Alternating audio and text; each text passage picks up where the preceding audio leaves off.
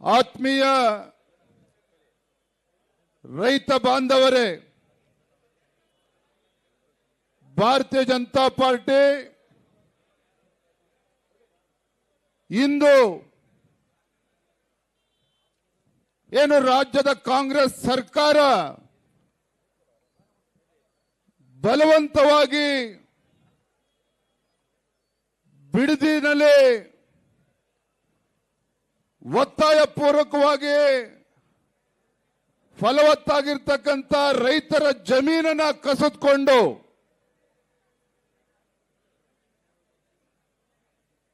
ಗುಂಡಾಗರ್ದಿಯನ್ನ ಮಾಡಿಕೊಂಡು ಈ ರಾಜ್ಯದ ಮುಖ್ಯಮಂತ್ರಿಗಳು ಡಿ.ಕೆ. ಶಿವಕುಮಾರ್ ಅವರು ತಮ್ಮ ಚಪಲವನ್ನ ತೀರಿಸಿಕೊಳ್ಳೋದಕ್ಕೆ ಬಿಡದಿನಲ್ಲಿ ಏನೋ ಸ್ಯಾಟಲೈಟ್ ಟೌನ್ಶಿಪ್ ಅನ್ನ ಮಾಡೋದಕ್ಕೆ ಹೊರಟಿದ್ದಾರೆ. ರೈತರ ಜಮೀನನ್ನ ಕಸ್ಕೊಂಡು ಉಪನಗರವನ್ನ ಮಾಡಬೇಕು ಅಂತೇಳಿ ಹೊರಟಿದ್ದಾರೆ. ಈ ರಾಜ್ಯದ ಕಾಂಗ್ರೆಸ್ ಸರ್ಕಾರ ರೈತ ವಿರೋಧಿ ಕಾಂಗ್ರೆಸ್ ಸರ್ಕಾರದ ವಿರುದ್ಧ ಭಾರತೀಯ ಜನತಾ ಪಾರ್ಟಿ ಇವತ್ತು ರಣಕಹಳೆಯನ್ನ ಊದಿರ್ತಕ್ಕಂಥದ್ದು. ನಾವು ಅವತ್ತಿಂದನೂ ಕೂಡ ಹೇಳ್ತಾ ಇದ್ದೇವೆ, ರಾಜ್ಯದಲ್ಲಿ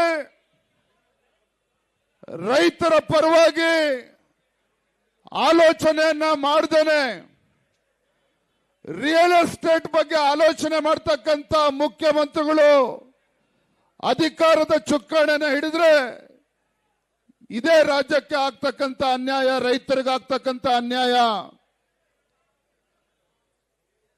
ಬಿಡದಿ ಸುತ್ತಮುತ್ತಲ ಗ್ರಾಮದ ರೈತರು ಈ ರಾಜ್ಯದ ಮುಖ್ಯಮಂತ್ರಿಗಳಿಗೆ ಇವತ್ತು ಪ್ರಶ್ನೆನ ಕೇಳ್ತಾ ಇದ್ದಾರೆ. ನಾನು ಆರ್ ಅಶೋಕ್ ಅವರು, ಚಲವಾದಿ ನಾರಾಯಣ ಸ್ವಾಮಿ ಅವರು, ನಮ್ಮೆಲ್ಲ ಪಕ್ಷದ ಮುಖಂಡರು ಆ ಭಾಗದ ರೈತರನ್ನ ಮಾತನಾಡಿಸೋದಕ್ಕೆ ಹೋದಾಗ ರೈತರು ಎತ್ತಿರ್ತಕ್ಕಂಥ ಪ್ರಶ್ನೆ, ಮಾನ್ಯ ಮುಖ್ಯಮಂತ್ರಿಗಳಿಗೆ ನಮ್ಮ ಪರವಾಗಿ ಕೇಳಿ,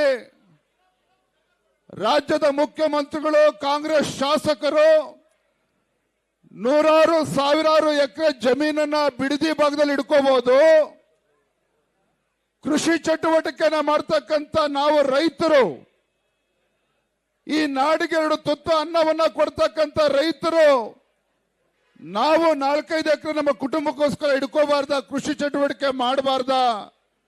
ಈ ಪ್ರಶ್ನೆಯನ್ನ ಆ ಭಾಗದ ರೈತರು ರಾಜ್ಯದ ಮುಖ್ಯಮಂತ್ರಿಗಳಿಗೆ ಕೇಳಿದ್ದಾರೆ. ನಾನು ರಾಜ್ಯದ ಮುಖ್ಯಮಂತ್ರಿ ಕೇಳೋದಕ್ಕೆ ಇಚ್ಛೆ ಪಡ್ತೇನೆ. ಏನು ಮೊನ್ನೆ ಹೇಳಿಕೆಯನ್ನ ಕೊಟ್ಟಿದ್ದೀರಿ, ಯಾವುದೇ ಕಾರಣಕ್ಕೂ ರೈತರಿಂದ ನಾವು ಬಲವಂತವಾಗಿ ಜಮೀನನ್ನ, ತಾಯಿ ಅಲ್ಲೇ ಕುತ್ಕೊಳ್ಳಮ್ಮ, ಯಾವುದೇ ಕಾರಣಕ್ಕೂ ನಾವು ರೈತರಿಂದ ಬಲವಂತವಾಗಿ ಜಮೀನನ್ನ ಕಸಿದುಕೊಳ್ಳಲ್ಲ ಅನ್ನುವ ಮಾತನ್ನ ಏನು ಹೇಳಿದ್ದೀರಿ ಮಾನ್ಯ ಮುಖ್ಯಮಂತ್ರಿಗಳೇ? ಒಂದು ಕಡೆ ಈ ರೀತಿ ಹೇಳಿಕೆಯನ್ನ ಕೊಡ್ತೀರಿ, ಮತ್ತೊಂದು ಕಡೆ ರಾತ್ರೋರಾತ್ರಿ ರೈತರ ಮನೆಗಳಿಗೆ ಗುಂಡಾಗಳಿಗೆ ಹೋಗ್ತಾ ಇದ್ದಾರೆ. ಗುಂಡಾಗಳು ಹೋಗಿ ರೈತ ಕುಟುಂಬಗಳಿಗೆ ಬೆದರಿಕೆ ಆಗ್ತಕ್ಕಂಥ ಕೆಲಸ ಮಾಡ್ತಾ ಇದ್ದಾರೆ. ಬಿಡದಿ ಟೌನ್ಶಿಪ್ಗೆ ನಿಮ್ಮ ಜಮೀನನ್ನ ಬಿಡ್ಕೊಡದೆ ಹೋದ್ರೆ ನಿಮಗೆ ಉಳಿಗಾಲ ಇಲ್ಲ ಅನ್ನುವ ಬೆದರಿಕೆಯನ್ನು ಕೂಡ ಗುಂಡಾಗಳು ರೈತ ಕುಟುಂಬಗಳಿಗೆ ಮಾಡ್ತಾ ಇದ್ದಾರೆ. ಮಾನ್ಯ ಮುಖ್ಯಮಂತ್ರಿಗಳೇ, ನಿಮ್ಮ ಜೀವನದ ಬಹಳ ದೊಡ್ಡ ಆಸೆ ಈಡೇರಿದೆ. ನಿಮಗೆ ನಿಮ್ಮ ಹಲವು ದಶಕಗಳ ಕನಸೇನಿತ್ತು, ಈ ರಾಜ್ಯದ ಮುಖ್ಯಮಂತ್ರಿ ಆಗಬೇಕು ಅಂತೇಳಿ. ಮಾನ್ಯ ಡಿ.ಕೆ. ಶಿವಕುಮಾರ್ ಅವರೇ, ನಿಮ್ಮ ಕನಸು ನೆರವೇರಿದೆ ಈಗಾಗಲೇ. ಆದ್ರೆ ಏನ್ ಮಾಡ್ತೀರಿ? ಮನುಷ್ಯನಿಗೆ ದುರಾಸೆ ಬಂದ್ರೆ ಯಾವುದೂ ಕೂಡ ಸಾಕಾಗೋದಿಲ್ಲ. ಮುಖ್ಯಮಂತ್ರಿಗಳಾಗಿ 24 ಗಂಟೆಯಲ್ಲಿ ಅವ್ರು ಕೈ ಹಾಕಿರ್ತಕ್ಕಂಥ ಕಾರ್ಯಕ್ರಮಗಳೇನು? ಉತ್ತರ ಕರ್ನಾಟಕದ ರೈತರ ಸಮಸ್ಯೆಯನ್ನ ಬಗೆಹರಿಸ್ತೀನಿ ಅಂತಲ್ಲ, ಉತ್ತರ ಕರ್ನಾಟಕದ ರಾಜ್ಯದ ರೈತರ ಸಂಕಷ್ಟಕ್ಕೆ ಸ್ಪಂದನೆ ಮಾಡ್ತೇನೆ ಅನ್ನೋ ಮಾತನ್ನ ಹೇಳಲಿಲ್ಲ. ಅದರ ಬದಲಾಗಿ ಬಿಡದಿ ಟೌನ್ಶಿಪ್ ಅನ್ನ ಮಾಡಬೇಕು ಅಂತೇಳಿ ಮುಂದೆ ಹೋಗ್ತೀರಿ. ಕನಕಪುರದಲ್ಲಿ ಏರ್ಪೋರ್ಟ್ ಅನ್ನ ಮಾಡಬೇಕು ಅಂತೇಳಿ ತೀರ್ಮಾನವನ್ನ ಮಾಡ್ತೀರಿ. ಇದರಲ್ಲಿ ರಿಯಲ್ ಎಸ್ಟೇಟ್ ಆಸಕ್ತಿ ಒಂದು ಬಿಟ್ರೆ ಬೇರೆ ಏನು ಆಸಕ್ತಿ ಇದೆ ಅನ್ನೋದನ್ನ ರಾಜ್ಯದ ಜನರಿಗೆ ಇವತ್ತು ಮಾನ್ಯ ಮುಖ್ಯಮಂತ್ರಿಗಳು ಹೇಳಬೇಕಾಗ್ತದೆ. ಬಂಧುಗಳೇ, ಈ ರಾಜ್ಯದ ಮುಖ್ಯಮಂತ್ರಿಗಳಿಗೆ ಬಿಡದಿನಲ್ಲಿರ್ಬೋದು, ಕನಕಪುರ ಏರ್ಪೋರ್ಟ್ ನಲ್ಲಿರ್ಬೋದು, ರಿಯಲ್ ಎಸ್ಟೇಟ್ ಬಿಟ್ರೆ ಯಾವುದೇ ಆಸಕ್ತಿ ಇಲ್ಲ. ಮಾನ್ಯ DK ಶಿವಕುಮಾರ್ ಅವರು ನುಡಿದಂತೆ ನಡೆತಕ್ಕಂಥ ವ್ಯಕ್ತಿಯವರು. ಮಾನ್ಯ ಮುಖ್ಯಮಂತ್ರಿಗಳು ನುಡಿದಂತೆ ನಡೆತಕ್ಕಂಥ ಮುಖ್ಯಮಂತ್ರಿಗಳು. ಯಾಕೆ ಮಾತನ್ನ ಹೇಳ್ತಾ ಇದ್ದೇನೆ ಅಂತ ಹೇಳಿದ್ರೆ, ಸಿದ್ದರಾಮಯ್ಯನವ್ರನ್ನ ಮುಖ್ಯಮಂತ್ರಿ ಸ್ಥಾನದಿಂದ ಇಳಿಸಿ ನನಗೆ ಮುಖ್ಯಮಂತ್ರಿ ಸ್ಥಾನವನ್ನ ಕೊಟ್ರೆ ಬಿಡದಿ ಟೌನ್ಶಿಪ್ ಅನ್ನ ನಾನು ಮಾಡ್ತೇನೆ, DLF ಗೆ ಅವಕಾಶನ ಮಾಡಿಕೊಡ್ತೇನೆ ಅಂತೇಳಿ ಪ್ರಿಯಾಂಕಾ ಗಾಂಧಿ ಅವರಿಗೆ ಏನು DK ಶಿವಕುಮಾರ್ ಅವರು ಭರವಸೆ ಕೊಟ್ಟು ಬಂದಿದ್ದಾರೆ, ಆ ಭರವಸೆಯನ್ನ ಈಡೇರಿಸೋದಕ್ಕೆ ಇವತ್ತು ಮುಖ್ಯಮಂತ್ರಿಗಳು ಹೊರಟಿದ್ದಾರೆ ವಿನಃ ರೈತರ ಹಿತವನ್ನ ಕಾಪಾಡೋದಕ್ಕೆ ಹೊರಟಿಲ್ಲ ಇವರು. ಪ್ರಿಯಾಂಕಾ ಗಾಂಧಿ ಅವರಿಗೆ ಕೊಟ್ಟಿರ್ತಕ್ಕಂಥ ಭರವಸೆಯನ್ನ ಈಡೇರಿಸೋದಕ್ಕೆ, ಕೋಟ್ಯಾಧಿಪತಿಗಳನ್ನ ರಿಯಲ್ ಎಸ್ಟೇಟ್ ಕಂಪನಿಗಳಿಗೆ ರಿಯಲ್ ಎಸ್ಟೇಟ್ ದಂಧೆ ಮಾಡಿಕೊಡೋದಕ್ಕೆ ಮುಖ್ಯಮಂತ್ರಿಗಳು ಕಾಂಗ್ರೆಸ್ ಪಕ್ಷದ ಹೈಕಮಾಂಡಿನ ಹೊಟ್ಟೆ ತುಂಬಿಸೋದಕ್ಕೋಸ್ಕರ ಆ ಭಾಗದ ರೈತರ ಹೊಟ್ಟೆ ಮೇಲೆ ಹೊಡಿತಕ್ಕಂಥ ದುಸ್ಸಾಹಸಕ್ಕೆ ಇವತ್ತು ಮಾನ್ಯ ಮುಖ್ಯಮಂತ್ರಿಗಳು ಕೈ ಹಾಕಿರುವಂಥದ್ದು. ಮಾನ್ಯ ಮುಖ್ಯಮಂತ್ರಿಗಳೇ, ರಾಜ್ಯದಲ್ಲಿ ಏನು ಈ ನಾಡಿಗೆ 2 ತುತ್ತು ಅನ್ನವನ್ನ ಕೊಡ್ತಕ್ಕಂಥ ರೈತನ ಕೋಪಕ್ಕೆ ಗುರಿಯಾದರೆ ಯಾವುದೇ ಸರ್ಕಾರಗಳು ಬದುಕುಳಿದಿಲ್ಲ, ಯಾವುದೇ ಸರ್ಕಾರಗಳು ಬದುಕುಳಿದಿಲ್ಲ. ಅಧಿಕಾರದ ಮದ, ಅಧಿಕಾರದ ದರ್ಪ ಎಲ್ಲಿಗೆ ತಂದ್ಬಿಟ್ಟಿದೆ ಅಂತ ಹೇಳಿದ್ರೆ, ಇವತ್ತು ಆ ಭಾಗದ ರೈತರು ಪ್ರತಿಭಟನೆಯನ್ನ ಮಾಡ್ತಾ ಇದ್ರೆ ಆ ಪ್ರತಿಭಟನೆ ನಿರತ ಇರ್ತಕ್ಕಂಥ ರೈತರ ಮೇಲೆ ಪ್ರಕರಣಗಳನ್ನ ದಾಖಲು ಮಾಡಿ ಅವರಿಗೆ ಜೈಲಿಗೆ ಅಡ್ತಕ್ಕಂಥ ಷಡ್ಯಂತ್ರ ಕುತಂತ್ರ ರಾಜ್ಯದ ಮುಖ್ಯಮಂತ್ರಿಗಳು ಮಾಡ್ತಾ ಇದ್ದಾರೆ. ಮಾನ್ಯ ಮುಖ್ಯಮಂತ್ರಿಗಳೇ, ನಿಮ್ಮ ಕಾಂಗ್ರೆಸ್ ಸರ್ಕಾರದ ಪಾಪದ ಕೊಡ ತುಂಬಿದೆ. ಕಾಂಗ್ರೆಸ್ ಸರ್ಕಾರದ ಪಾಪದ ಕೊಡ ತುಂಬಿದೆ. ಯಾವಾಗ ನೀವು ರೈತರ ಜೀವನದ ಜೊತೆ ಚೆಲ್ಲಾಟ ಆಡೋದಕ್ಕೆ ನೀವು ಕೈ ಹಾಕಿದ್ದೀರಿ, ಆ ರೈತರ ಶಾಪ ಈ ಕಾಂಗ್ರೆಸ್ ಸರ್ಕಾರವನ್ನ ಬುಡ ಸಮೇತ ಕಿತ್ತಾಕ್ದೇನೆ ಬಿಡೋದಕ್ಕೆ ಸಾಧ್ಯ ಇಲ್ಲ. ಖಂಡಿತವಾಗಿ ಮುಂದೆ ಬರ್ತಕ್ಕಂಥ ದಿನಗಳಲ್ಲಿ ಇಡೀ ರಾಜ್ಯದಲ್ಲಿ ರೈತರು ಬೀದಿಗಿಳಿದು ಇವತ್ತು ನಿಮ್ಮ ಸರ್ಕಾರವನ್ನ ಕಿತ್ತೊಗಿತಕ್ಕಂಥ ಕೆಲಸವನ್ನ ಮಾಡ್ತಾರೆ. ನಾನಿವತ್ತು ರಾಜ್ಯದ ಮುಖ್ಯಮಂತ್ರಿ ಕೇಳ್ತೇನೆ, ಇವತ್ತು ನಿಮ್ಮ ಸರ್ಕಾರ ಬಂದು ಇಷ್ಟು ವರ್ಷಗಳಾಗಿದ್ದೇವೆ, ನೀವು ಮುಖ್ಯಮಂತ್ರಿಗಳಾಗಿ ಇಷ್ಟು ತಿಂಗಳಾಗಿದೆ, ಇವತ್ತಿಗೂ ಕೂಡ ಕೃಷಿ ಸಚಿವರು ಇನ್ನೂ ಕೂಡ ಯಾರು ಅಂತೇಳಿ ಇನ್ನೂ ಗೊತ್ತಿಲ್ಲ. ಕೃಷಿ ಸಚಿವರು ಯಾರು ಅಂತೇಳಿ ಇನ್ನೂ ಕೂಡ ನೇಮಕ ಆಗಿಲ್ಲ.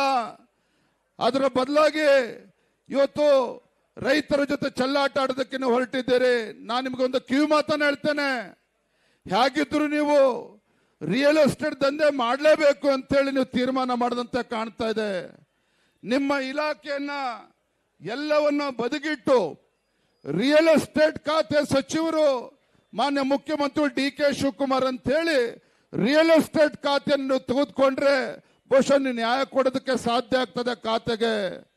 ಇಂಥ ಲಜ್ಜೆಗೆಟ್ಟ ಕಾಂಗ್ರೆಸ್ ಸರ್ಕಾರ, ಇಂಥ ಲಜ್ಜೆಗೆಟ್ಟ ರಾಜ್ಯದ ಮುಖ್ಯಮಂತ್ರಿಗಳು ಈ ರಾಜ್ಯದ ರೈತರನ್ನ ರಕ್ಷಣೆ ಮಾಡುವ ಬದಲಾಗಿ ರಿಯಲ್ ಎಸ್ಟೇಟ್ ಮಾಫಿಯಾ ಮಾಡೋದಕ್ಕೆ ಹೊರಟಿದ್ದೀರಿ. ಖಂಡಿತ ಭಗವಂತನು ಕೂಡ ನಿಮ್ಗೆ ಒಳ್ಳೇದು ಮಾಡೋದಕ್ಕೆ ಸಾಧ್ಯ ಇಲ್ಲ. ಎಲ್ಲಿದ್ದಾರೆ ನಿಮ್ಮ ರಾಹುಲ್ ಗಾಂಧಿ? ಎಲ್ಲಿದ್ದಾರೆ ರಾಹುಲ್ ಗಾಂಧಿ ಅವರು? ಇವತ್ತು ದೇಶಾದ್ಯಂತ ಭಾರತ್ ಜೋಡೋ ಯಾತ್ರೆ ಮಾಡ್ತೇನೆ ಅಂತ ಹೇಳಿ ರೈತರ ಹಿತರಕ್ಷಣೆ ನಾ ಕಾಪಾಡ್ತೇನೆ ಅಂತ ಹೇಳಿದಂತ ರಾಹುಲ್ ಗಾಂಧಿ ಅವರು ಇವತ್ತು ನಾಪತ್ತೆ ಆಗಿದ್ದಾರೆ. ನಾನಿವತ್ತು ನಮ್ಮ ಮಾಧ್ಯಮದ ಸ್ನೇಹಿತರ ಮೂಲಕ ರಾಹುಲ್ ಗಾಂಧಿ ಅವರಿಗೆ ಆಗ್ರಹ ಪಡಿಸ್ತೇನೆ, ಮಾನ್ಯ ರಾಹುಲ್ ಗಾಂಧಿ ಅವರೇ, ನಿಮ್ಮದೇ ಸರ್ಕಾರ ಕರ್ನಾಟಕ ರಾಜ್ಯದಲ್ಲಿದೆ. ನಿಮ್ಮ ಪರಮಾಪ್ತ DK ಶಿವಕುಮಾರ್ ಅವರು ರಾಜ್ಯದ ಮುಖ್ಯಮಂತ್ರಿಗಳಾಗಿ ರೈತರ ಜೀವನಕ್ಕೆ ಬೆಂಕಿ ಇಡ್ತಕ್ಕಂಥ ಕೆಲಸ ಏನು ಮಾಡೋದಕ್ಕೆ ಹೊರಟಿದ್ದಾರೆ. ರೈತರ ರಕ್ಷಣೆ ಮಾಡ್ತಕ್ಕಂಥ ಕರ್ತವ್ಯ ರಾಹುಲ್ ಗಾಂಧಿ ಅವರೇ ನಿಮ್ದು ಇದೆ. ದಯವಿಟ್ಟು ನಿಮ್ಮ ಮುಖ್ಯಮಂತ್ರಿಗಳಿಗೆ ಹೇಳಿ ರೈತರ ಬದುಕಿನ ಜೊತೆ ಚೆಲ್ಲಾಟ ಆಡೋದು ಬೇಡ. ಬಿಡದಿ ಟೌನ್ಶಿಪ್ ಇಂದ ಹಿಂದೆ ಸರಿಬೇಕು ರಾಜ್ಯ ಸರ್ಕಾರ. ಜೊತೆಗೆ ರೈತರ ಮೇಲೇನು ಪ್ರಕರಣವನ್ನ ದಾಖಲು ಮಾಡಿದ್ದಾರೆ, ತತ್ಕ್ಷಣ ಕೈ ಬಿಡಬೇಕು ಅನ್ನುವ ಆದೇಶವನ್ನು ನೀವು ಮಾನ್ಯ ಮುಖ್ಯಮಂತ್ರಿಗಳಿಗೆ ಮಾಡಿ, ಆಗ ರಾಜ್ಯದ ರೈತರು ನಿಮ್ಮನ್ನು ಒಪ್ಕೊಳ್ತಾರೆ. ಅದನ್ನ ಮಾಡೋದು ಬಿಟ್ಟು ಇವತ್ತು DK ಶಿವಕುಮಾರ್ ಜೊತೆ ಮಿಲಾವಟ್ ಮಾಡಿಕೊಂಡು ಕರ್ನಾಟಕ ರಾಜ್ಯದಲ್ಲಿ ಇವತ್ತು ಬೆಂಗಳೂರು ಮಹಾನಗರದಲ್ಲಿ ರಿಯಲ್ ಎಸ್ಟೇಟ್ ದಂಧೆ ಮಾಡಕ್ಕಂತ ಕಾಂಗ್ರೆಸ್ ಹೈಕಮಾಂಡ್ ಕೂಡ ಇವತ್ತು ಮುಖ್ಯಮಂತ್ರಿಗಳ ಜೊತೆ ಕೈ ಜೋಡಿಸಿರ್ತಕ್ಕಂಥ ನಾವು ನೋಡ್ತಾ ಇದ್ದೇವೆ. ಬಂಧುಗಳನ್ನ ಇಷ್ಟೇ ಹೇಳ್ತಕ್ಕಂಥದ್ದು, ಇವತ್ತೇನು ಭಾರತೀಯ ಜನತಾ ಪಾರ್ಟಿ ಆ ಭಾಗದ ಬಿಡದಿ ಭಾಗದ ರೈತರ ಪರವಾಗಿ ನಾವು ಹೋರಾಟಕ್ಕೆ ಧುಮುಕಿದ್ದೇವೆ. ಮಾನ್ಯ BS ಯಡಿಯೂರಪ್ಪನವರು ಕೂಡ ಇವತ್ತು ಹೋರಾಟಕ್ಕೆ ಧುಮುಕಿದ್ದಾರೆ. ರೈತರಿಗೆ ನ್ಯಾಯ ಸಿಗುವವರೆಗೂ ಕೂಡ ಭಾರತೀಯ ಜನತಾ ಪಾರ್ಟಿ ಕೈ ಕೊಟ್ಕೊಂಡು ಕೂರ್ತಕ್ಕಂಥ ಪ್ರಶ್ನೆ ಪಾರ್ಟಿ ನಿರಂತರವಾಗಿ ಸದನದ ಒಳಗಡೆ ಮತ್ತು ಸದನದ ಹೊರಗಡೆನೂ ಕೂಡ ನಾವು ಹೋರಾಟವನ್ನ ಮಾಡ್ತೇವೆ ಅನ್ನೋ ಮಾತನ್ನ ಸಂದರ್ಭದಲ್ಲಿ ಹೇಳ್ತಾ, ಇವತ್ತು ನಮ್ಮ ಎಲ್ಲ ರೈತಾಪಿ ವರ್ಗದ ಎಲ್ಲ ಬಂಧುಗಳು ಕೂಡ ತಾವೆಲ್ಲರೂ ಕೂಡ ಬಂದಿದ್ದಾರೆ. ನಿಶ್ಚಿತವಾಗಿ ನಮ್ಮ ಹೋರಾಟಕ್ಕೆ ಜಯ ಸಿಗ್ತದೆ. ಅಲ್ಲಿಯವರು ಕೂಡ ನಾವು ಹಿಂದೆ ಸರ್ತಕ್ಕಂಥ ಪ್ರಶ್ನೆ ಅನ್ನೋ ಮಾತನ್ನ ಹೇಳ್ತಾ ನನ್ನ ಮಾತನ್ನು ಮುಗಿಸ್ತೇನೆ. ಬಲೋ ಭಾರತ್ ಮಾತಾಕ್ಕೆ. ಎಲ್ಲಿಯವರೆಗೆ ಹೋರಾಟ, ಎಲ್ಲಿಯವರೆಗೆ ಹೋರಾಟ, ಬಿಜೆಪಿಯ ರೈತ ಪರ ಹೋರಾಟಕ್ಕೆ, ಬಿಜೆಪಿಯ ರೈತ ಪರ ಹೋರಾಟಕ್ಕೆ ಜಿಂದಾಬಾದ್ ಜಿಂದಾಬಾದ್.